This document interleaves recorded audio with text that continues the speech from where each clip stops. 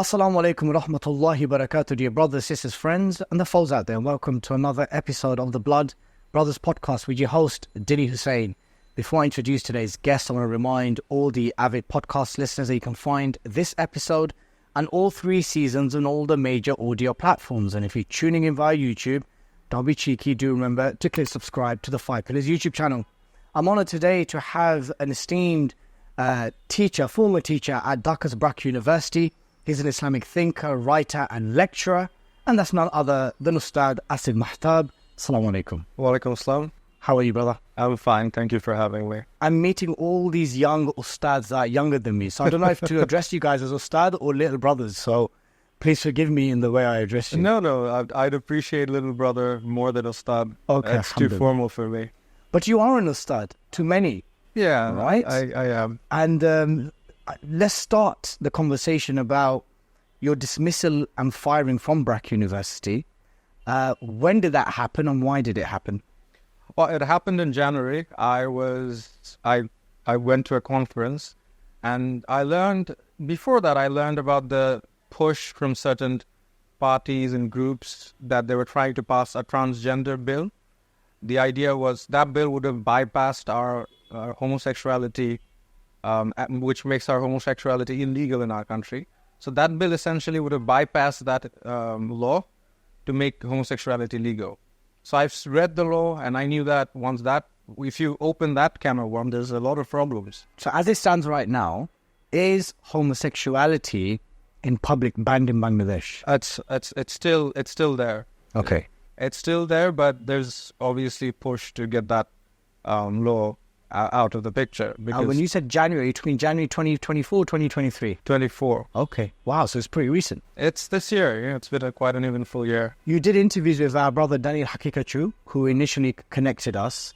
What was the significance of your firing and dismissal? I mean, what was the formal reasoning of your sacking or firing?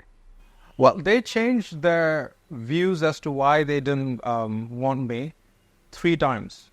First, they said I was never their teacher.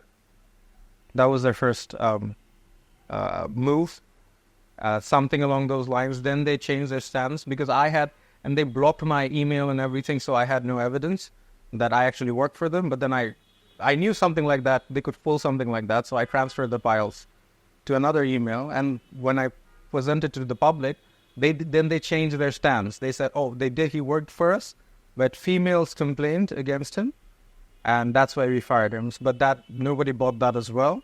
And finally, they said that he encouraged people to destroy public property and books, and therefore that's not someone we can have in our university. Did you do any of that? Well, of course not. But I did. Obviously, the last one, I did tell everyone that if they had a transgender story in a children's book, and I know you yourself spoke against it in the UK. Did. And so I asked the parents of all of Bangladesh to at least tear that 2 pages from the book. We are not going to have this story in our children's book. We're not going to be teaching this story to the children. And the parents all over Bangladesh took it positively, and then they did exactly what I asked them to. Every Bangladeshi parents almost all over the country tore those 2 pages, and that kind of forced the government to remove that story from the text. How young would the children have been that would be exposed to this literature or curriculum? That particular story was in grade 7 textbook. Wow. Okay. So 12, 13-year-olds. Yeah. Okay. How is the issue the transgender issue, or is it the whole LGBTQ plus, or is it just the transgender issue here? Which is it? Because in the UK, the 2019 parents' protest was to do with LGBTQI plus, whichever letters they include these days, was incorporated into primary schools. Children as young as 4 and 5 were going to be exposed to this. So what's the reality of it in Bangladesh? Well, we are pushing back.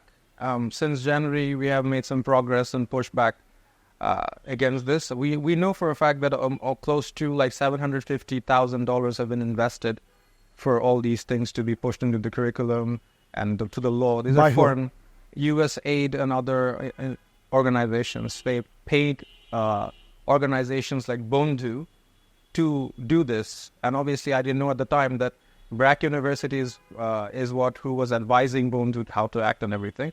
All of that is well documented by BRAC themselves. I didn't know it at the time. BRAC is a private university, right? BRAC is not just a university; it's a organization. It's one of the largest NGOs in the world. So it's a university and an NGO in one. In one, it has many Fronts. side businesses and everything. Like what? Does it have any other faces? It has many faces. First of all, we have BRAC Bank, you have BRAC University, you have BRAC Internet, so BRAC Argo. So it's a multifaceted organization working in many different countries. That receives US funding. That receives US funding and in this particular context, to promote these things. And not just US, and other places as well. Some EU funding as well. Do you think the general populace, I know this is a crazy question considering we're in the third largest Muslim majority country in the world, would it be fair to say that the people of Bangladesh are generally conservative and averse to these issues? Well, that's a very complicated and nuanced question. I don't think I can be true and honest about it and give either or answer. It's more complicated than that. If I were to elaborate it a bit further. So in general, Bangladeshi Muslims, under no circumstances in general, would accept this kind of ideology. To us, that's unethical, immoral. It doesn't matter if you're Muslim. Hindus and Christians and Buddhists also support me. And they don't support these ideas as well, in general. However, if you're saying whether it's more conservative or not, you have to define what conservatism means. Bangladeshi Muslims are flexible in many circumstances, but there's a line that we're not going to be crossing, and this is one of those lines. So that would be a bit more nuanced answer. So if you gained popular support with regards to taking this stance, where did the opposition come from? Well, I had... I wouldn't say I had too many oppositions. My opposition is very few people in the urban areas who have been contaminated with Western ideas and who think that my ideas, and it's not just my ideas, I don't think in general your and my ideas or ideals vary all that much. So it's our ideas, I'd say, that they think is destructive, but then I think they're not willing to have a conversation about it. Because intellectually speaking, their ideals don't stand against intellectual scrutiny. Of course. One of the ways in which muscular liberalism works is that it stifles debate and discourse when it can't, handle the heat to the veracity of their ideas. How was the response from Islamic groups and movements, of which there are many in this country? Well, it's been widely positive. So because I've spoke about something, and like my entire, I would say, persona, or what I'm trying to achieve, is that we have difference in opinions, but there are some things that we have zero difference of opinion. I want us to work on those at the moment. So when people, ulama and all the scholars and Islamic groups saw that this is something that this person is saying about something that none of us disagree on, so they completely supported. I had massive support from the general public, from the ulama, and also from the Islamic political parties, and also non-Islamic political parties, major oppositions. Everybody supported me, at least in this context. What about this recent Rainbow Revolution thing that I've been seeing being circulated on X? I personally saw one of the leaders of one of the largest political parties call for it. I sought clarification on it, and I was told that they're not calling for a rainbow revolution from the LGBTQ perspective. They're calling for a rainbow revolution in terms of a national and unity perspective. Right. I know we spoke about this offline. You had some concerns. Do you still find this whole rainbow revolution thing problematic? I mean, why would you have to call it rainbow? I mean, I think they're trying to go for the South African unity rainbow. But then why are you resorting to South Africa? You knew this symbol is problematic. Why can't you just call it something else? Make your own thing. Call it sky, I don't know, water, whatever you want to. Give it your own twist to it. Give it your own name. Build your own identity. Why are you borrowing ideas, especially if those ideas can be interpreted in a wrong way? I've also sent them my concerns. I hope they take it into account, because if they're trying to push this, they're going to face backlash against by the majority Muslims. And that's not something that would be good for their votes. So I would recommend them to not pursue this kind of symbolism that might be controversial, might be misinterpreted, to just build their own ideas, keeping their core values intact. Also, they've been using terms like diversity, equality, inclusivity. I don't know. DEI. Yeah, DEI. We know the DEI sounds good, but it's a weapon. It is. It's usually the back door in which all the fascia comes in from. We know this. Diversity is always, and inclusion or inclusivity is always that back door in which all the kind of problematic ideologies actually come from. So DEI is something which is growing in Bangladesh? Well, because it's easier to misguide people. If you tell to a Bangladeshi, do you want equality? If you ask me do I want equality, well, general public will say, yeah, of course, why wouldn't we want equality? But the fact that when you say equality, you mean things like transgenderism and such. So Bangladeshi people wouldn't like it, accept it.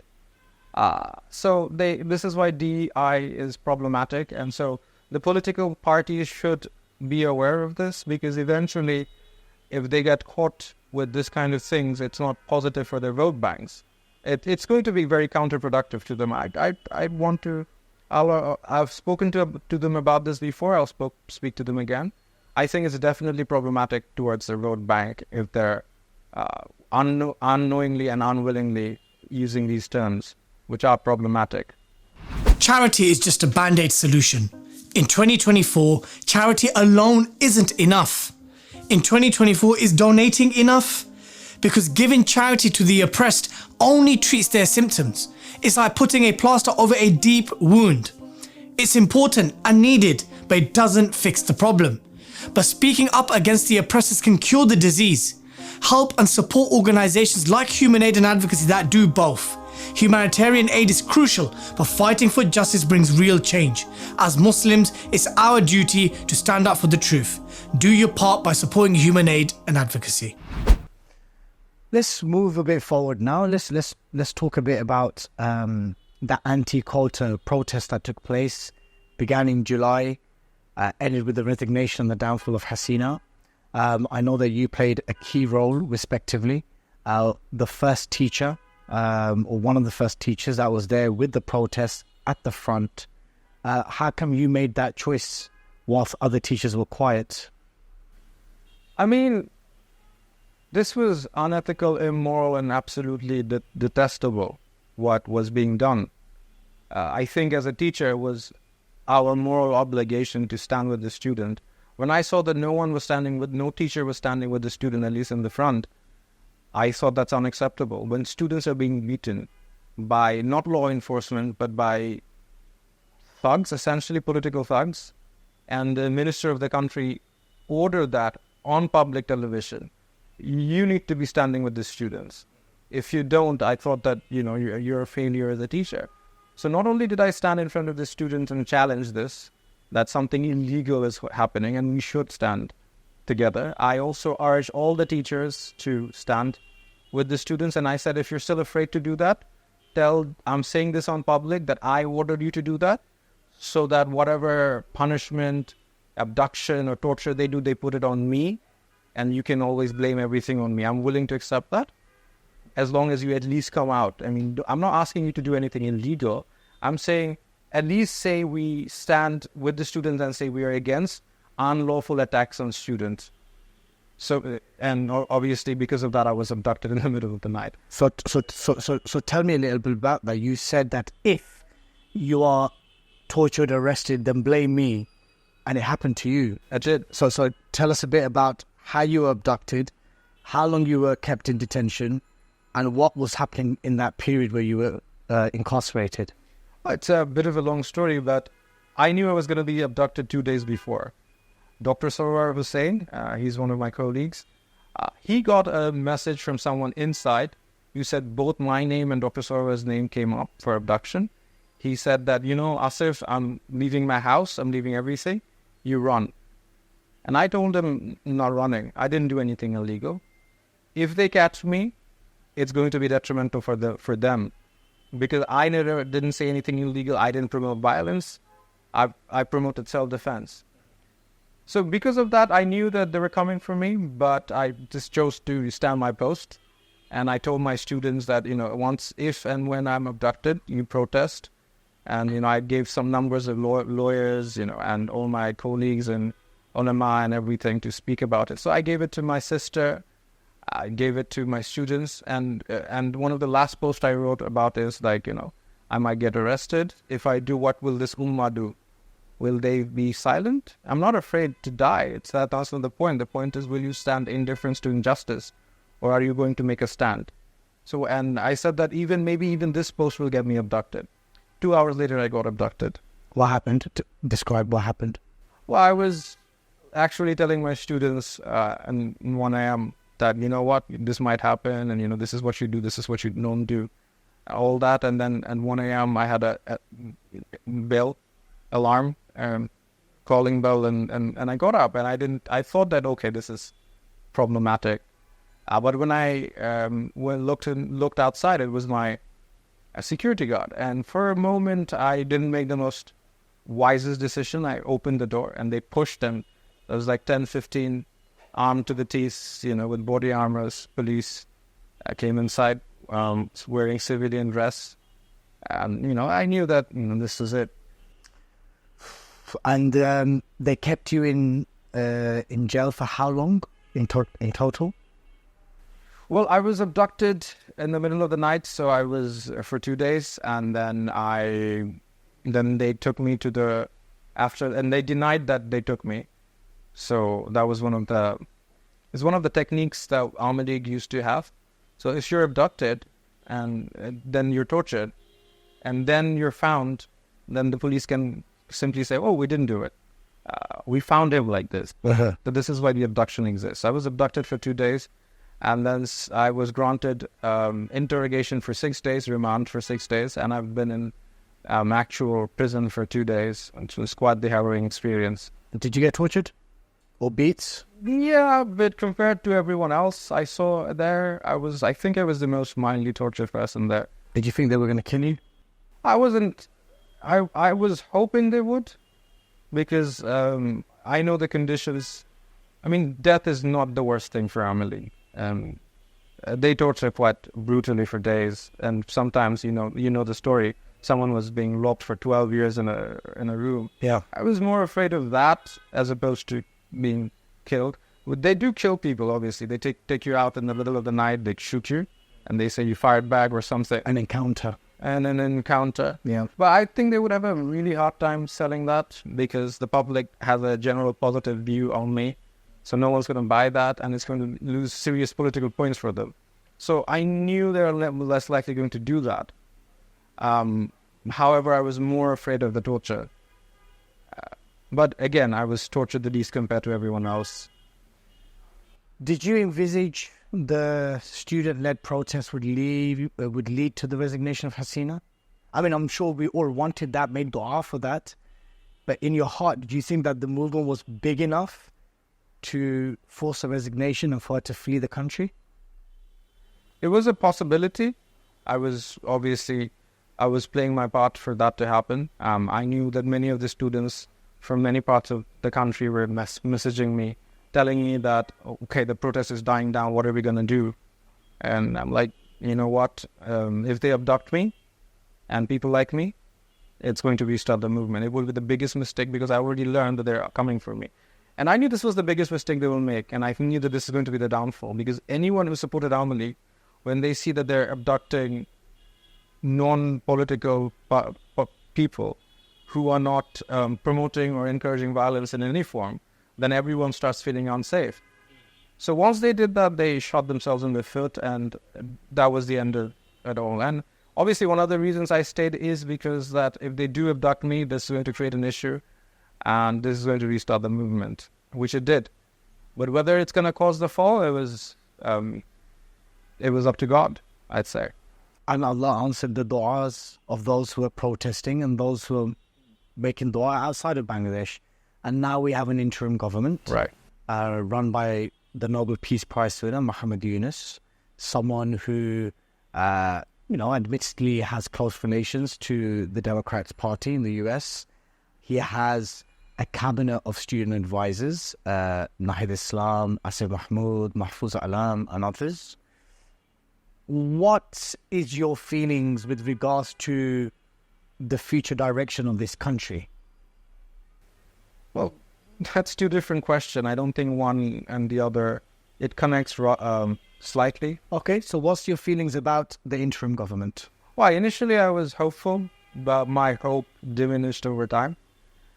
First of all, the people they had as the advisors are heavily from NGOs, most of these people were not involved in the movement in any form or capacity.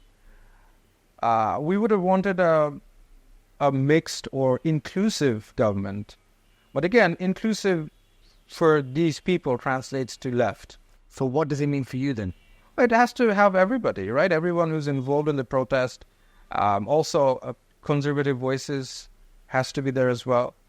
But most of these people are from the left, so we replaced a secular tyrant left with another left who hasn't been acting tyrannically, but that's for it to be seen. But we know for a fact that they are discriminating. We can look at their cabinet and we can look at the advisors, and we see that this is a complete discrimination against our people again. If I may counter to that, they will argue that, for example, Sheikh Ahmadullah from As-Sunnah Foundation was invited to be a religious advisor to the interim government. He declined this position, and they then chose the former head of Hifazat Islam. So that's the conservative, as we say, the Muslimics covered. They have people who were student coordinators in the form of Nahid and these guys. So how is this not representative? Well, again, that's public university advisors. I see the problem with having student advisors into the government is, well, first of all, they're students. Well, they're not students anymore. You're giving them a full-time job. What happened to them being students? Second of all, private university students who gave their lives for the protest, they feel discriminated against. Did they join later, though? Well, who joined? So the problem is they join later, like what? 1 day later, 2 days later? I mean, the point is private university students have been supporting this movement and giving their lives for it. And once you have private university students in the government, that opens a can of worms. Then the private university students feel discriminated. To counter that, they kind of appease to the private university, which created another problem. Because now they just got every Tom, Dick and Harry into the circle. But then the other students like, okay, just because you just get a random private university students into the circle doesn't represent us and those who gave our lives. And let's not even go for the madrasa students. So that's one of the problems. And again, just because you put one religious person in religious for ministry of religion or something along those lines, that doesn't represent conservatism. I mean, a vast majority, at least let's say 50% of the Bangladesh is conservative. So what about the other folks? You think that being conservative translates to being religious? That doesn't sound fair or just. Many would be watching this and just say, well, that's because you're an Islamist. Forget about the label. I've been regularly accused of this. Of course, someone who is an Islamist would want more influence in any governmental positions, because ultimately your goal is to influence society and government policies according to Islam. Right. That's not representative either. Those who would counter us and criticize will say, well, that's not really representative either. You just want to dominate that space with people from your own echo chambers. Right. First of all, I unequivocally protest the term Islamism. Agreed. In Islam, there is no such thing as an Islamism. Agreed. So we're not Islamists. We will never be Islamists. My only identity is I'm a Muslim. and that's it. And I'm not even a great Muslim or that much of a practicing Muslim. I'm trying to be, and obviously that's a struggle for everyone. So just because, so what does that even mean? You're an Islamist? Again, we're not. Second of all, again, you're talking about inclusive government. If there are people who are religious and who are, again, I'm not even talking about religious at this point. You can be conservative and not religious. Yes, I have friends who are atheists, who are conservative. Yep. So what about their representation? I'm talking about those who want a new Bangladesh to be shaped by Islamic values. Okay. Right? A secularist wouldn't want that. Right. A nationalist may or may not want that. But someone who inclines Islamically would want that. Right. They would want Islam to shape Right. the values, the laws, the policies, the constitution of a country. That would, in turn, sadly, be labelled Islamist. Because this is the term Islamism. Let's be clear. I mean, Brother Wahid's filming, and we had a little session sitting, and I explained to him the difference between what is seen as an Islamist, how that label came about, and what is Islamic. Now, I, like yourself, reject this label, because it's not a label we chose for ourselves. It was defined and coined by our enemies and our oppressors and our occupiers. So we reject that label. But it's adopted by so many Bangladeshis. I have spoken to so many Bangladeshis that use the term Islamist, right? Now, without getting into the nuances of the roots of this label, what they're essentially talking about here are groups, movements and figures who want more Islam in public life and laws and policies. So let's put the label aside. Is this something you want? Of course, I'm a Muslim. Okay. I mean, I don't like, so it's these kind of questions. I mean, I wish I could have open conversations with the opposition, which liberals and such, who accuse us of wanting Islam in the political sphere. But what do you mean by that? I'm a Muslim. Is it something, is it an illegal and illegitimate demand when most people in Bangladesh are Muslims?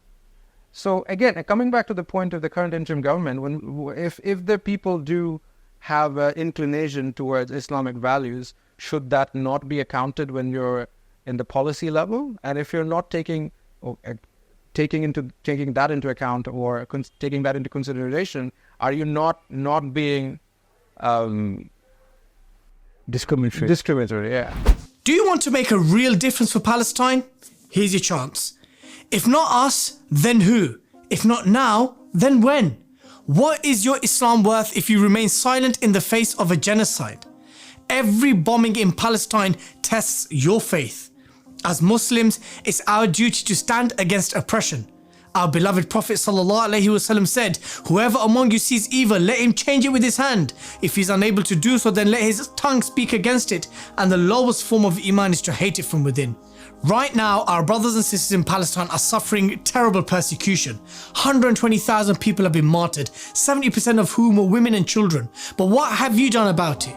Help make a real change by supporting both aid and advocacy for Palestine. Apart from delivering aid, Human Aid has been advocating for the rights of Palestinians since 2010. Help support Human Aid and advocacy to support real change. Bringing the conversation to somewhat of a conclusion, how have the efforts been from your perspective in bringing about a type of unity or coalition or just different Muslim groups, Islamic groups coming together to shape and influence a future Bangladesh? Have you been involved in these initiatives behind closed doors? I have tried supporting a Muslim coalition, Islamic coalition, to various level of success and failures as well. There is a push from the public, whether the Islamic parties themselves can put their difference aside. It's ultimately the decision is going to be on them. But we are encouraging and helping to mitigate the differences to the best of our abilities. Now, I know you're a man of philosophy. I know it's a subject which you're very passionate about and well read upon. And there are many isms that have infected the mind of the Muslims, whether it is in the Muslim majority world or in the West. Secularism, liberalism, socialism, feminism, you name it. Which ideology in particular or philosophy do you think a future Bangladesh should not necessarily avoid, That might be an ideal situation, but at least move with caution. For me, the way I see it is the biggest problem in Bangladesh would be secularism. This is something the atheist in my opposition also agrees with, at least the fundamental premise of the argument is that the state religion of Bangladesh is Islam, but the state was amended by Sheikh Hasina to be secular. Yep. How does that make sense? Even the atheist and us, we agree that that doesn't make sense. Where we disagree is for them, my oppositions and many atheists would say, okay, we have to remove the state religion and be secular. Whereas we want the removal of secularism as in the constitution, and we want the Islamic state religion to stay the same. The problem is, again, why is this the biggest problem? Because there is a kind of mental dissonance that people fail to grasp about how those concepts are very contradictory. You are a Muslim. There are things in the Quran. You as a Muslim, and everyone, no matter, like vast majority of Bangladesh, everyone would be incorrect, is a Muslim. 90% plus. 90% plus is Muslim. Yeah. And many of them want secularism. What does it mean? It means that you don't want religion and politics together. But there are elements, and obviously vast majority of Islam doesn't deal with those elements, but there are elements in Islam that deals with politics and policies and laws. So how can you be secular and Muslim at the same time? You cannot say, oh, God was right about Ramadan and prayers, but he was wrong about laws. That doesn't make sense. That's not unique to Bangladesh, though. I mean, we have 50 plus Muslim majority nations, nation states. Nation states, by their very essence, are secular. We have the Islamic Republic of Pakistan. We have the Islamic Republic of Iran.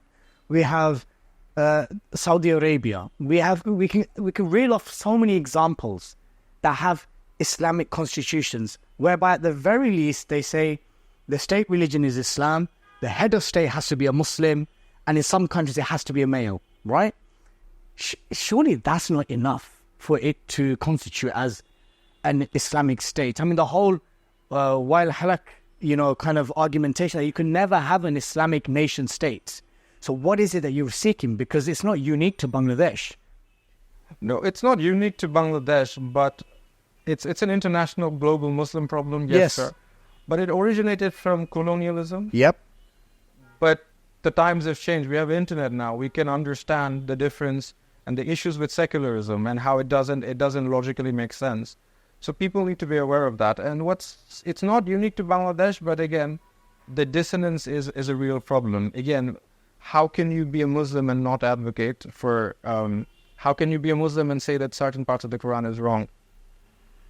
They would counter, please forgive me for playing devil's advocate. Oh, please, I'd love that. They would say, we're not saying that it's wrong. We're saying that basically those laws in which Allah says has a role in public life, whether that's penal code, whether that's the economic policy, the fiscal policies of anti-riba system, all these kind of things, there is a time and place for it. And we are essentially a secular nation state. So therefore, the incorporation of these things goes against that.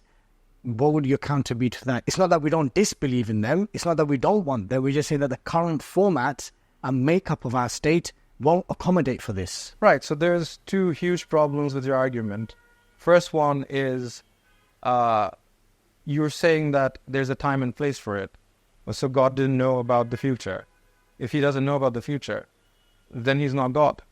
The time and place is that we live in a world made up of secular nation states that don't allow the room for these things to happen. We need to, so then we must agree that we must move towards that direction as opposed to towards going the opposite direction. You become an Islamist extremist, you're going to end up in prison, you're going to get kidnapped, you're going to get abducted, you're going to see as a pariah in the state, you're a pariah in community and society. That's the risk. No, I meant at a policy level. I mean, even as an individual level. If you believe the Quran is the word of God, and if you believe that the writings of the Quran is absolute truth, then, and if you also agree that so due to some problems we're not being able to bring Quran into the political sphere, then you must at least agree in principle that we must at least go towards the Quran and not the opposite direction. But when people who want secularism, they want to go towards the opposite direction. They want to be secular and Muslim. And what is the biggest challenge you believe is the reason for that? The inclination towards secularism as opposed to the inclination towards the Quran. What is the biggest issue? Well, there's, again, this is a multidimensional problem. There are many issues. I'd start with our own failures. We haven't been able to articulate these issues to the people of Bangladesh at a broader sense. The media, at least the mainstream media, and the news, and even the governments in general, do not want these ideas to reach to the public. So they try to ban these as much as possible. So the only route is social media, and social media itself is problematic. Heavily censored. And also Having censored. So essentially that's one of the problems. And our failure to articulate our ideas is one of our failures. And as opposed, and then there are other issues as well, like Western and international funding towards NGOs and organizations who's been pushing, I would say, brainwashing people into absolute falsehood. And the falsehood being, you can be secular and Muslim at the same time. It's just it's logically impossible. And I'd want you to be devil's advocate all you want in this, but it's logically impossible for you to be secular and Muslim. Well, it's hard to be devil's advocate because I believe the same thing that you believe, that you cannot be an ardent secularist and a Muslim. Muslim comes from the root word, the one that submits to Allah in totality. That we believe every single letter of the Quran is the speech of Allah subhanahu wa ta'ala. You cannot hold that position and then say that Allah has no say in public life. I already know this. I'm just trying to throw some counters at you because these are the arguments that we hear. Very weak arguments, I will say, with respect. But then there are also other arguments. Brother, if we try doing this and become like a Taliban state, that people will revolt against this. We will have military intervention. The Yankees will come in. India will come in. Once the discourse of ideas fails, then it becomes, but there will be, the people will revolt, or we'll have intervention from other countries that don't want this. Right. These are the things that you'll hear. Well, I'd be more respecting of that view, as opposed to the view that some people are promoting, proposing, pushing, even now, that you can be secular and Muslim. And there are people who do believe in it, and intellectually they're pushing for it, that you can be secular and Muslim. And the fact of the matter is, it's just impossible. So even those people who are saying that, okay, it's not practical at the moment, there's this and that, okay, so let's work on slight changes. How about if we get rid of secularism from the constitution? India is not going to come, America is not going to come. It's a Sheikh Hasina made law. She amended the constitution, I think the 15th Amendment, where she brought this secularism back. What if we remove that? How about that for a first step? You think America is going to come for that? No. India, no. People wouldn't come for it. So then you must at least cater to this. If you truly believe in the reason you're not promoting Islam is because of pragmatic and practical reasons, then you need to take at least more tiny baby steps towards Islam, which you can do. What would be if you're playing devil's advocate, what would be their response to that? They would probably say that there would be a significant minority that would be threatened. The Hindus would feel threatened. Minorities would be threatened because immediately when you talk about Islam in the constitution or Islam in the public life, the jingoistic approach would be, oh God, the Hindus are going to get genocided. There's going to be communal tensions. Homosexuals, lesbians and bisexuals will be targeted. Queers will be targeted because introducing these small baby steps into the constitution opens up a floodgate of Islamists rampaging on the streets. This is the caricature that's presented, bro. True, but okay, so it's hard to respond to that. But you can't say you've not heard these arguments. I have, but again, it's... So you're from a minor change, you're going back to Hindus are going to be threatened. What is your evidence that Hindus are going to be threatened? Islam started in pagan Arabia. Prophet Muhammad Sallallahu Alaihi Wasallam came from pagan Arabia, and he was first in charge of pagans. So what, Hindus were slaughtered pagans were slaughtered in, Arabic pagans were slaughtered in the streets. No, not en masse, no. We know the Fatah Makkah, Prophet ﷺ had that opportunity to wipe out Abu Sufyan and the Quraysh who fought him.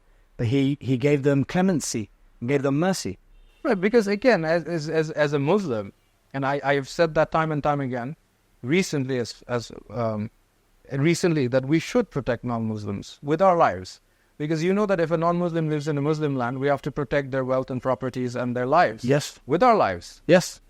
Right. And this is what I've been advocating for the last 5-6 months.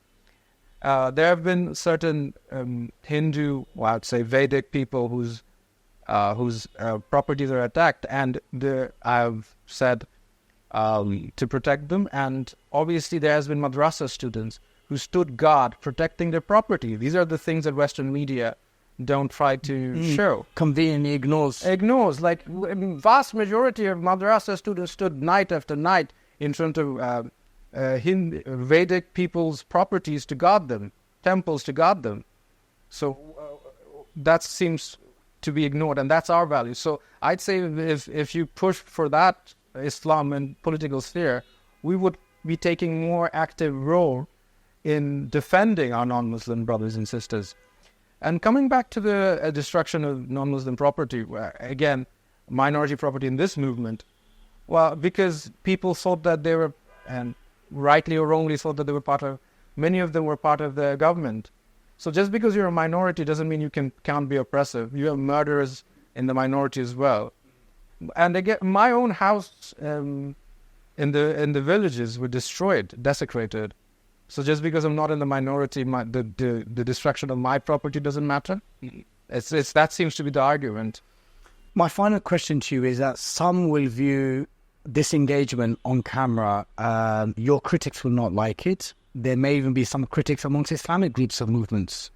What would your concluding comments be to those who have attributed certain labels to you, whether you're an extremist or an Islamist or someone with a different agenda?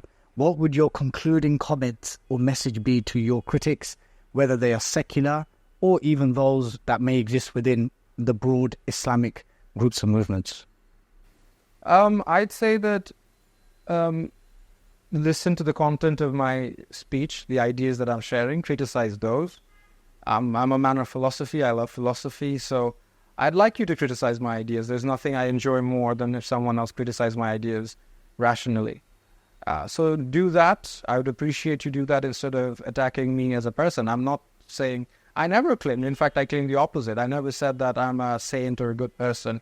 I'm trying to be a better human being. I've made many mistakes in my life, and life is a constant revisal of oneself to become a better human being. For us, that means to be a better Muslim, and a better human being is the same one and the same thing.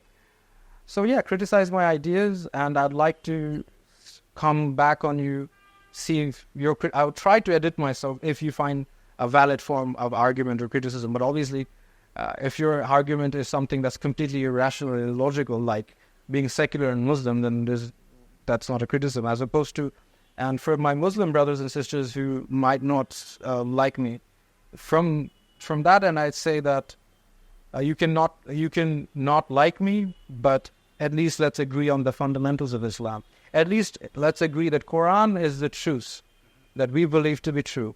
And as long as I'm advocating for that, I think you should support me.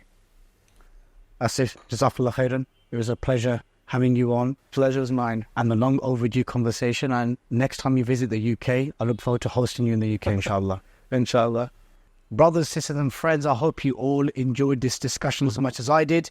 Remember, you can find this episode on all 3 seasons on all the major audio platforms. And of course, if you were tuning in via YouTube, do remember to click subscribe. And until next time, Assalamu alaikum wa rahmatullahi wa barakatuh.